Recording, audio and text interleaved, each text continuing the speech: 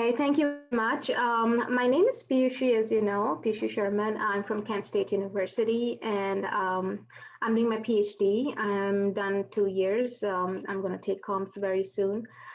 But my interest really lies, though I'm working and studying in a business school, my interest lies in sustainability. And so my topic today is how do firms use sustainability signaling to harvest a profitable position. I try to combine and work on that and try to look at the situation of firms that how can they really uh, go further with their signaling and whether what they signal is genuine or not. So on the screen right now, on the left-hand side, you see how it's just a presentation of how some firms try to project themselves as sustainable. And when I say sustainable, I mean environmental sustainability. They're not so sustainable, but they try to show that they are. And then on the right side, the picture that you see is of firms that genuinely sort of try to be sustainable, try whatever they can do to deliver high quality products that are genuinely sustainable, the packaging and everything that they can probably just put together to not just look sustainable, but actually contribute to environmental sustainability. So this is what we're going to talk about today. Let me start with my presentation. Um, so the first thing I wanted to bring to your notice was the sustainability roadmap, things that I've been working on. The first thing is that I want to tell you that firms use signals to convey information on their sustainability. A firm's strategy dictates its choice of the signal type that they want to convey. And then the third part is signaling mechanisms that complement these signal types in bridging the information gaps between firm and its stakeholders. I'll have to rush through a little bit because there's a lot and the time is limited. So quickly, let's just define the signals, what they are, first of all, before we can go into the details. The assumption here is that signals are only sent when there's information asymmetry. That is, when one party knows less and the other party knows more. So the party that knows more tries to convey the information it has to the party that knows less. And then there is the chance for the party that knows more to manipulate a little bit. So what forms a part of a signal is the intention, as you see on the right hand side of the screen. What's your intention? Do you want to give out a genuine signal, or do you want to give out a signal that is a little bit exaggerated, not really what the reality is, but just an exaggeration? Or the second part, of course, of a signal, and that is the visibility. It should show itself. Like signal cannot be a pool, but something differentiated. The third part is that it should benefit the person who's signaling. So if I want to signal you something, I would obviously try to make it in a way that what you receive is something that benefits me once you receive it. Different story, you might interpret it in your own way, but it should benefit me. That's my intention. And then the signal has a cost as well. So there's nothing free, really. Signaling theory in economics. Now, what is it all about? The early roots were seen in the book, The Theory of Leisure Class, which came out in 1899, as early as that. But it was formally talked about in 1973 by the Nobel laureate Michael Spence, who put across this concept of signaling theory through his paper called Job Market Signaling, where he showed education as a signal to those who want to recruit people, candidates from the market. So if I have a degree, which is master's, PhD, I'm signaling that I'm a little more productive than others. So that's what it was all about. Akerlof in the middle in 1970 also came up with a very interesting paper on a market of lemons, where he talks about the fact that if people cannot differentiate themselves, the firms or the sellers cannot differentiate between high quality and low quality. Like if I am a firm, I'm selling my product at a high cost because I generally am making very high quality product, but there's a rival who is selling his product at a much less cost because that product is not as high quality as mine, but there's no way I can differentiate. That person is talking the customers out and saying that, well, look, my product is very good, better than this one. And the customers are just going for the low price, then I have nothing to differentiate myself. And so I exit the market because I cannot sell my product at such low cost as compared to the rival. So ultimately, the market becomes a market of lemons. That is low quality market because customers are just believing the low quality producers. So those are the kind of topics where signaling theory has been involved so far. But I want to quickly come to sustainability as a context from Polanyi in 1944, his double movement, where he said that if the businesses do not stop commodifying things like sustainability or social welfare, then there'll be a double movement. There'll have to be another force that has to talk about the rights of the other, people who require some kind of a social welfare because the businesses are not taking care of them themselves. To Milton Friedman, who came up in 1970 with the idea that, with the argument that maximization of profit is the only responsibility of businesses. That's the only corporate social responsibility theory. So there have been conflicting ideas about this, but today is the time, as we all would know, where people have recognized, firms and businesses have recognized that they have to be sustainable. Even investors sponsor those firms which are more sustainable. So it does count. And my idea and objective is to prove that if you're a sustainable business, you can get more profits as well. And this has been said by Porter and Kramer, though they did not empirically establish it. They have said it in 2006 in a Harvard Business Review paper that yes, sustainability can bring some competitive advantage as well. And then today there are agencies like SASB, GRI, the third pointer that I'm referring to. They bring out certain standards that businesses have to live up to. And so basically they can just show in their sustainability reports annually that, look, this is a standard, a third party standard that I'm living up to, and so I'm sustainable. But again, there are certain catches here because it is on the business to prove it. There's no verification by this agency. I have my own doubts, although it's fairly better than not having anything else if it is a comparative statement. Okay, now this is an important part. The sustainability signaling framework, I'm sorry.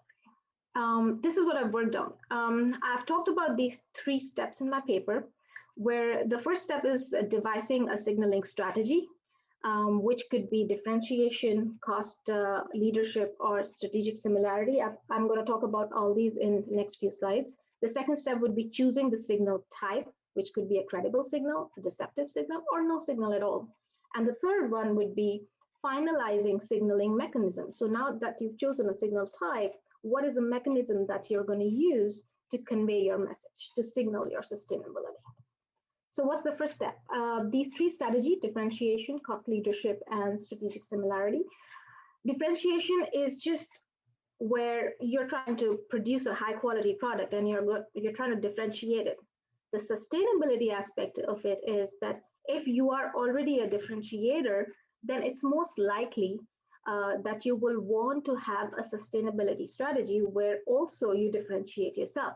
For instance, I'm a luxury car producer like Mercedes-Benz. I would not make do with something which is substandard in sustainability too, because I have to maintain my class, my level, my segment. So I would want to take up a differentiated sustainability strategy. The second is cost leadership, someone who's competing on cost. So I provide you a low cost product. I will then also have to invest a little less on sustainability because I am basically advertising myself as a low cost provider. So I will not have finances to invest on sustainability. So what is the next best option for me? Technically, I want to show myself as sustainable, but I do not have the funds and resources. So I will try to exaggerate the little sustainable efforts that I make. I will try to decouple. Decouple is again a concept which talks about how people promise, but they don't live up to promises. So I announce I'm going to work on a sustainable project in the next 10 years, but then in 5 years I back off. So these are the kind of big talks, tall promises that happen, or in economics, it's also called cheap talk, where you just promise and keep talking and deviate from the main objective, but somehow try to manage to signal something. So this is the kind that I expect uh, companies that are following cost leadership, this kind of sustainable strategy is expected out of them. The third one is a little different. When there's an industry where you're a participant of that industry and you want to form groups within that industry. This refers to some kind of a collusion between the operators within an industry. For example, oil and gas industry, it's already highly regulated. So in terms of sustainability. So if one player there tries to be extra sustainable, his profits will fall, but not just his, but other people in the same industry will also have to raise their bar, match with the competitor. And so eventually their profits will also fall. And then all of them together, if they keep competing on that, their profits will keep coming down. But that's not the objective of a business. They want profits, basic profits. So they sort of tend to collude, and no one raises the bar. No one firm in the industry goes ahead and does something that others have not decided to do. And if they do, they pay penalties accordingly. So that is a kind of understanding, and that is what I call strategic similarity. When their strategy is similar, they form strategic groups, and such firms, I believe, would abstain from signaling. They would not go ahead and show, well, we're good at sustainability, because if one does it, others have to follow the suit. So they'll just keep a low profile. And then the second step is uh, choosing the signal type. So there are three kinds of signals. Again, I've classified credible signals, those who are genuine, they do not need to hide anything, they'll send across credible signals of sustainability. Those who are not so genuine and are trying to save costs, they would send deceptive signals. And the third, the strategic similarity, like I talked about oil and gas industry, those people would want to perhaps not signal. The third step would be choosing a signaling mechanisms. Now, there are multiple mechanisms in market today. One is direct signals, that's how I classify it, and the other is indirect signals. Direct is when the signaler, the person who's sending signal, knows what he's sending, like he has the authority and control on it. And indirect signal is when somebody else talks about the main firm concern.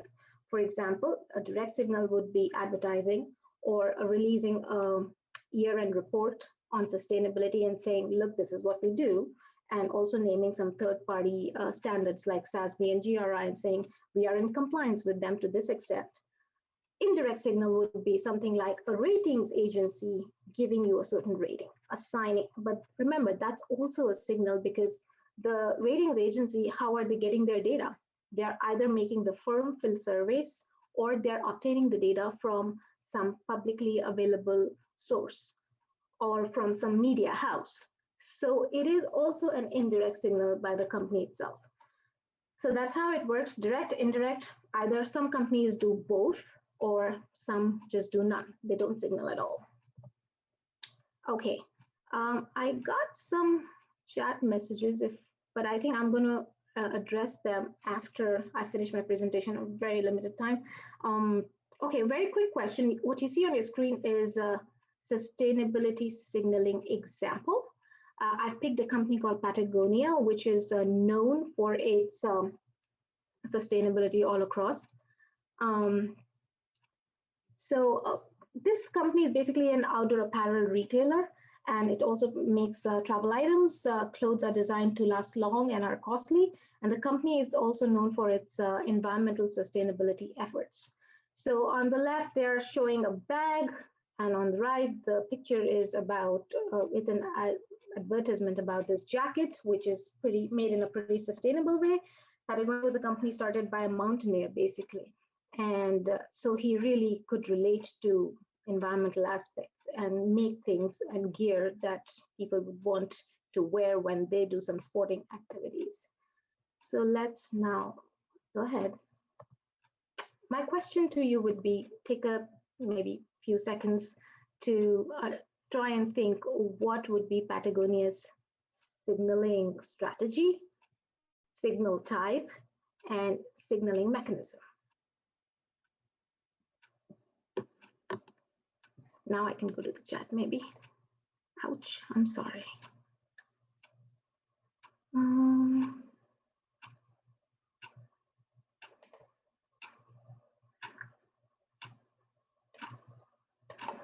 Could sustainability become a fad that passes as consumers lose interest and won't pay premium? Well, that is likely. I cannot say much on that.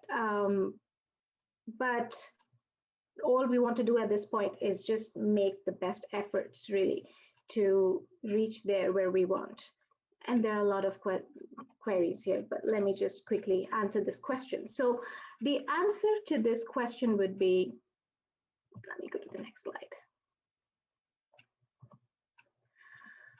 Sustainability signaling strategy is differentiation. We can say that by the look at the products, they are a different class, a different level, and they're differentiating themselves as sustainable products. So the strategy itself is differentiation. The signal type chosen by Patagonia is credible signals.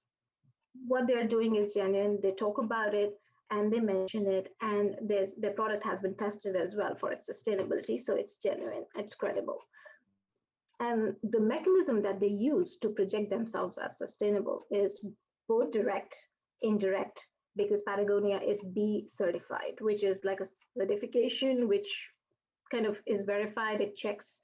It has a lot of different points in it, but it's sort of something that you can rely on. That's a direct signaling mechanism. And then there are very positive agencies for Patagonia as third-party agencies rank it high on sustainability.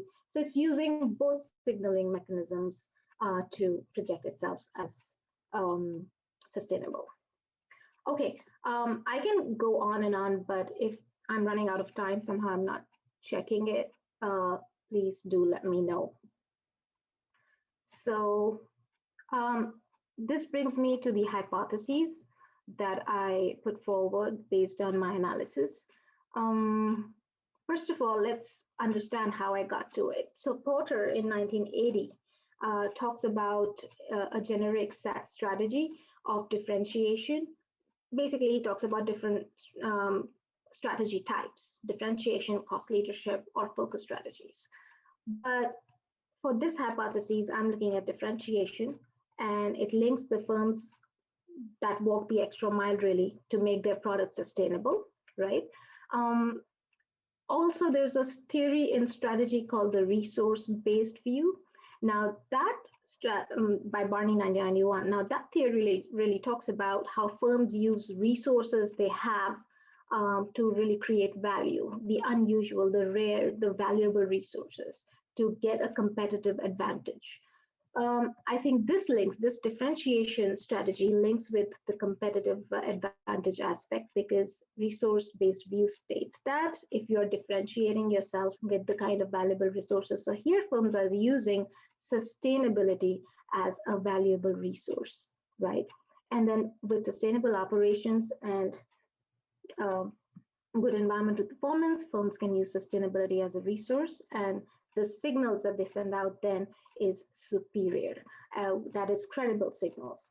So that brings me to my hypothesis, which is, I'm sorry, just a second. Okay, so the hypothesis is firms send credible sustainability signals using multiple signaling mechanisms to differentiate themselves for competitive advantage. So there's likelihood of profit. And the second is that firms that send credible sustainability signals are likely to outperform firms that do not signal sustainability. Then the second, remember, I'm talking about three classifications: differentiation, cost leadership, and strategic similarity in my framework. And akin to that, I have in the next step the signal types, again, which are three kinds: credible, deceptive, and then no signaling at all. So similarly, I have classified my hypotheses into three things. The first one I talked about, where differentiators use sustainability to differentiate themselves. The second hypothesis also has two parts. Now let's talk about how I get to it. Cost leadership is a strategy they're talking about here again that is in literature. Potter 1980 talked about it. Intuitively, such firms are poor at sustainability because they are spending less on not just making their costs. The idea of saving costs is also that they save costs in terms of sustainability or making their low cost product sustainable. So they either prevent signaling much or they send out some negative signals. Maybe that's not the perfect word, but deceptive signals. They want to exaggerate on what they do. Although Connelly talked about negative signaling as well. So ultimately, the strategies got leadership. They will send out deceptive signals. And how would that deceive the signal receivers? Well, they will either promise the receivers that they'll do something which they are not doing or they intend not to do, or they'll manipulate their signals in a way that they'll perhaps just, okay, another interesting point I wanted to bring forth here is that some firms, what they really do is that they try to deflect from the main topic. For instance, I'm a company which is polluting air consistently, but instead of talking about how I'm working on my carbon emissions, I switch gears and tell people, look, I'm financing this social welfare project, or look, I'm doing something else. So I'm talking basically about everything else, and even some says, look, I'm planting trees, fine. But ultimately, the material issue with your firm is emission of greenhouse gases, and you're not controlling that, but you're trying to show you're doing other things which are not enough because you have to compensate for, are you planting as many trees as the kind of gases you're throwing out or the way you're polluting the river close to you? So they're not addressing the core issues, but they try to deflect here and there. That category of firms also falls under this deceptive signaling category. So the hypothesis here, based on this cheap talk and deflection and decoupling, is firms send deceptive sustainability signals by decoupling and cheap talking to gain competitive advantage. Now, the whole motivation behind it is that the investors should still not stop investing in them, or somewhere down the line, they should try and project a sustainable image, even if it is by not doing much, at least by cheap talking or doing something about it. So firms that send deceptive sustainability signals are likely to outperform firms that do not signal at all. Yes, that is one possibility, that if you're not signaling at all, it's better to signal something. But again, having said that, there's a caveat that doesn't work in all cases. There are some exceptions to it. The next part of this project, this paper, would be talking about these exceptions as well. And the final third hypothesis is about strategically similar groups. So Caves and Porter talked about this in industrial organization literature, that, as I said, there are certain groups of firms within an industry that function in a similar way. And so they kind of sort of try to collude and not go against the decided strategy of that strategic group. In terms of resource dependence, they are really dependent on each other as well. They cannot go away from that strategy. So such firms tend to not signal. And Bansal and Roth have also talked about this in their paper in 2000. They explain how firms in highly regulated industries like oil and gas work in groups, and their cohesiveness prevents them from sending differentiating signals, which could result in raising the bar for others in the group. Thus, they are dissuaded. So the hypotheses here would be firms that follow minimal environmental regulation to legitimize do not signal sustainability, and firms that do not signal sustainability are likely to underperform firms that send superior signals. So I think I would like to hear from you some references. That's about in my presentation. Thank you very much. I'd like to address any questions if you have.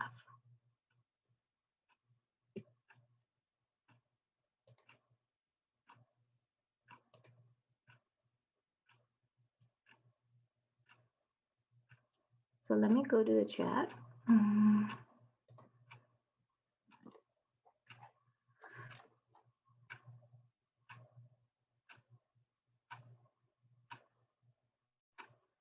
Okay, I'm not sure where it started.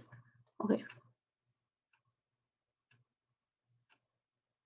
okay, Kevin doesn't have any answers with the ticking time bomb. Okay. Okay, that's not me. Okay, let me start from the bottom really. Do these firms pay decent wages and benefits? Do they pollute the atmosphere? Do they pollute the water? All these are hidden costs. Yes. So a sustainable company, decent wages, etc., and no pollution.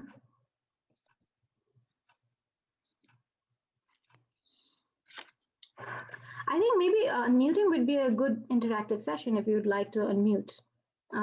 Because I don't really get the question. It's really true that firms tend to pollute and they are not paying enough for it. Because many of the firms have that strategy in their mind, the words of Milton Friedman, who said that the only corporate social responsibility of a person is, of a firm is to earn profits. Now, if you go with that mentality, you will not do enough for being sustainable. At the same time, there are government regulations, there's EPA, Environmental Protection Agency, there are watchdogs that are keeping a watch, and more importantly, the sentiment of global warming. Now people are getting aware, and so the investors look, if you're making profit, what matters to you is money. If you want to grow and expand, you want investors to invest in you. And if the investors take a stand that we're not investing in firms that are not sustainable enough, then you are bound to do something about it. So I feel like firms do have a pressure to work on their sustainability to an extent. And I feel like that, at least that pressure is going to make them work. But some of the firms do genuinely feel for the cause. That's what I feel as far as my research goes. Excuse me? Go ahead, Andy. Hello, Ms. Piyushi. Yeah, just a really quick question about like the, what's that called again? Deceptive signaling. Wow, that's like a really new idea. Thanks for sharing that. I mean, I never heard it anywhere in business school so far, and probably will hear it like later on. But yeah, like you said, like it's basically like decoupling on like a promise, like saying, okay, I'm gonna do sustainable goals for 5 years, and then it turns out to just do like 2 years or 3 years. I mean, like yeah, they're gonna outperform like other firms, in the short run. But what about like in the long run when people discover, oh, that it's just a deceptive signal, and like when that happens, how can the company still like contribute to a sustainable goal while like making a profit? And again, I'm not judging, saying that it's good or bad, but just thinking how well it would work in the long run and what role it plays in helping sustainability. That's a wonderful point because I've been like often shooting my hypotheses down, trying to question myself. And there have been more questions that I've got from many people. And this is one question I've been working on too. So, as per the literature on decoupling, what I read so far is that this is how firms lose credibility. So, that's a danger associated with it. So, I'm talking about annual performance. If this year I announce I'm going to do something promising and sustainable, I might get some advantage from the investors because they might just believe me for the moment. But 2 years down, if I'm not working on my 5 year project, slowly my image becomes that of a decoupler. And when that image goes out in the market, slowly my reputation will be such, oh, well, this firm gives a deceptive signal. So I lose on that front. And then my profits are also affected. But for the moment, when I say I'm decoupling, I'm sending deceptive signal, right now I don't have a previous reputation. I'm talking about beginners. And I'll add that caveat in my paper that when I talk about this, I'm talking about new firms who are like starting to signal. But if they do that repeatedly and they are showing that they're not meeting promises, then they are actually blacklisted, or the investors would know because the market understands it, right? Eventually, in the long run, they do not earn enough profits. In fact, it goes negative. I see. Thanks. Yeah, just a follow up question on that. Sorry, I'm like throwing Sure, up. go ahead. I mean, like, okay, so like if that's the case, like let's say it's yeah, I said it's like smaller cost saving companies tend to use this strategy. Like, Mhm. yeah. So you're saying that, they can do it like for the short run, like if they really need it, but if they do it too often, then it could be a problem. Or like, let's say, they plan to do it at first, and then later on, they're able to, like, actually, get resources from, others, or maybe just merge themselves into another company, and Mhm. that could that like possibly, lessen the effect of this, negative impression that they're having of decoupling. Agreed, but when you say that they'll merge themselves with some other company, first of all, short term they'll earn profits based on Mhm. whatever they do. Long term they'll be cut. Then they will not be able to earn profits. In fact, the image goes down. But if they merge, the person or the company, bigger firm that they're merging with, would want to investigate about them, would want Mhm. to check their health, and Oh, will most likely be of working in the same industry. So, mhm. like, players in the same industry have a decent idea about what level the other company is. They might want to bluff the market, but they cannot really bluff the person, the company that is acquiring them or that is merging with them, at Mm. least a little less than what they can do to the market. So I believe it'll not be that easy. And the company merging with them would sort of tend to figure out their levels because they do a good check. They check the financial health of the company as well. Um, then they'll face problems in mergers. That is likely. Thank you very much.